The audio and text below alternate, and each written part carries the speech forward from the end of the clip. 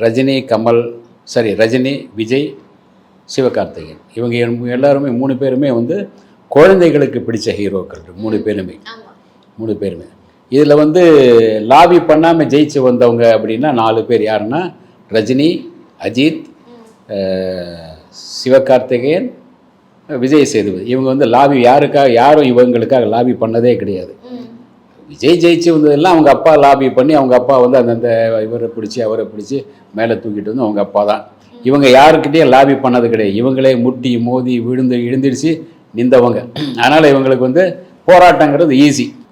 உங்களுக்கு ஒரு சின்ன ஒரு சாதாரண நடிகரால் அவருக்கும் ஒரு இப்போ தனுஷ் எப்படி, இவர் சிம்பு எப்படி, அதே மாதிரி இவருக்கும் ஒரு மார்க்கெட் வேல்யூ. இவருக்கு விஜய்க்கு ஒரு மார்க்கெட் வேல்யூ. விஜய் வந்து தன்னை எல்லோரும் சொல்லி ரஜினிக்கு இணையானவர் அப்படின்னு சொல்லுவாங்க. அது வேற. அது இணையானவரா இல்லையாங்கிறது வேற. ஏன்னா ரஜினி வந்து 40 வருஷமாக இன்னும் சூப்பர் ஸ்டாராக தான் இருக்கார். அந்த நாற்காலியை யாருமே இன்னும் தொட முடியல. இவரும் அவ்வப்போது சூப்பர் ஸ்டார்னு சொல்லிக்கிட்டார்.